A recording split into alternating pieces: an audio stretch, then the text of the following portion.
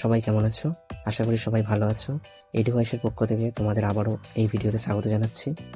বন্ধুরা, আজ আমরা যে টপিকটি নিয়ে আলোচনা করব সেটি হলো দ্য সেন্টেন্স। তোমাদের যদি কোনো প্রশ্ন করে থাকে যে হোয়াট ইজ দ্য সেন্টেন্স, উত্তরটি কী হবে? ম্যাক্সিমাম উত্তর আসবে group of words, sequence of words, collection of words, তাই তো?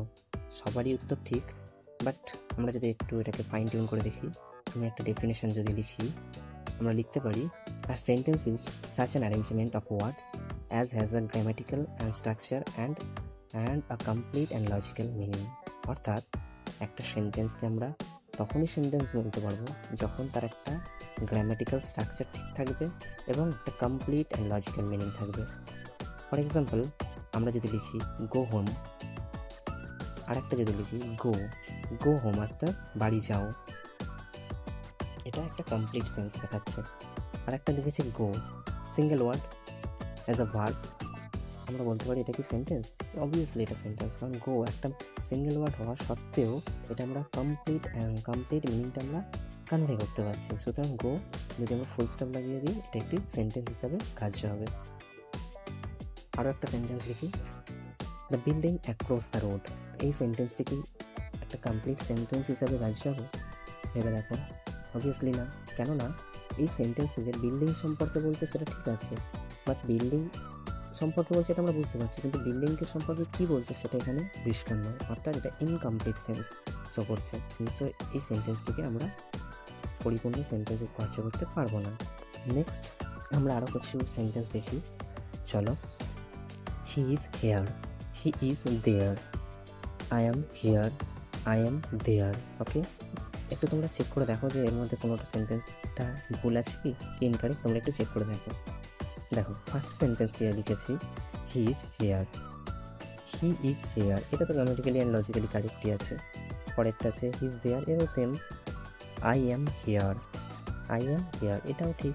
পরেরটা দেখো আই অ্যাম দেয়ার, গ্রামাটিক্যালি তো কারেক্ট, প্রত্যেকটা সেন্টেন্সই গ্রামাটিক্যালি কারেক্ট, বাট এই সেন্টেন্সটির ক্ষেত্রে দেখো লজিক্যালি কিন্তু ইনকারেক্ট, কারণ আই হচ্ছে স্পিকার যেখানে থাকে সেখানটাই হেয়ার হয়, সেটা তো দেয়ার হবে না।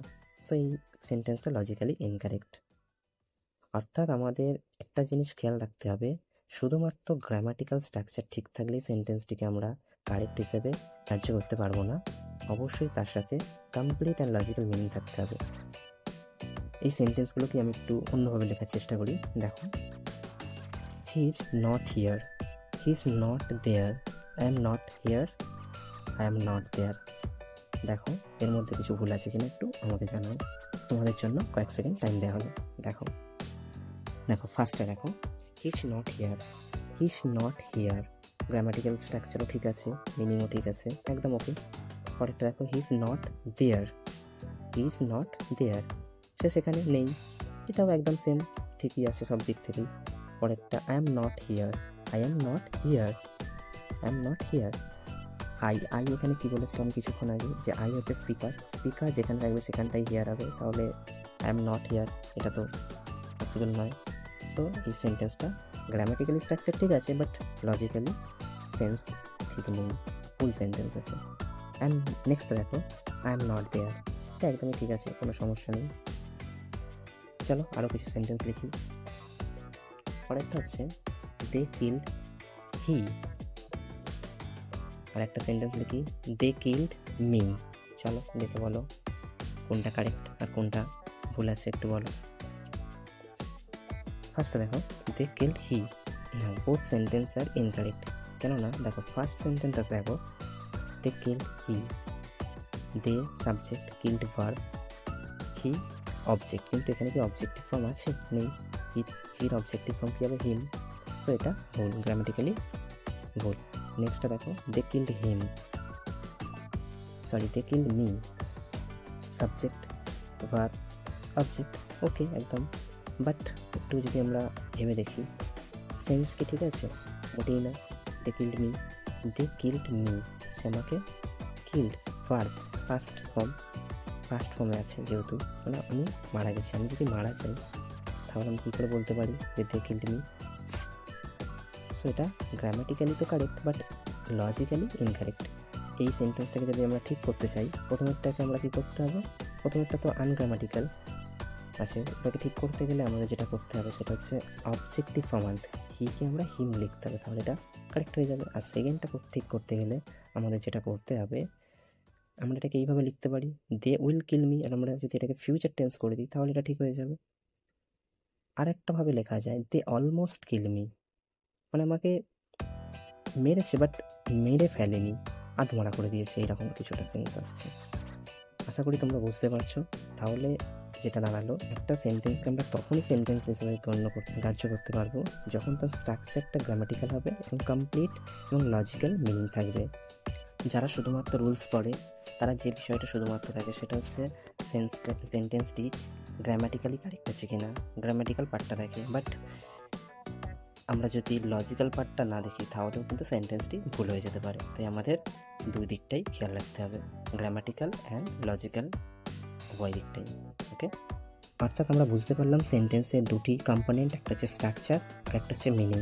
স্ট্রাকচার অর্থাৎ গ্রামার, আর মিনিংয়ের দিকটা একটা হচ্ছে কনটেক্সট এবং লজিক্যাল মিনিংটা ঠিক থাকতে হবে। এটা কীভাবে বুঝবো? স্ট্রাকচারটা ঠিক থাকবে তখনই যখন হচ্ছে forms and position of words ঠিক থাকবে।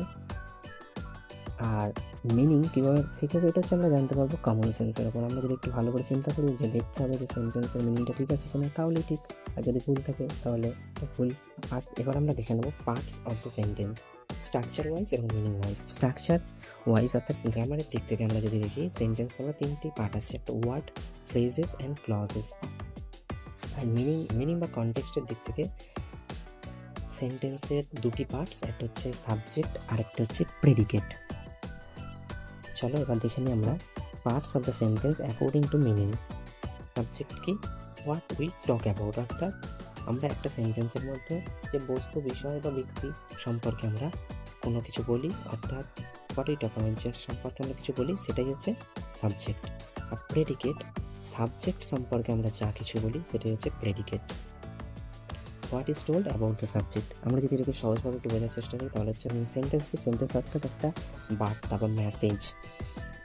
সাবজেক্ট এই মেসেজের যে টপিকটা, অর্থাৎ topic of the message subject, আর প্রেডিকেট হলো ডিটেলস অফ দ্য টপিক, সেটাকে আমরা প্রেডিকেট বলতে পারি।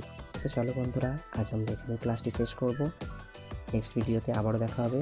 সবাই ভালো থেকো, সুস্থ থেকো, জয় হিন্দ।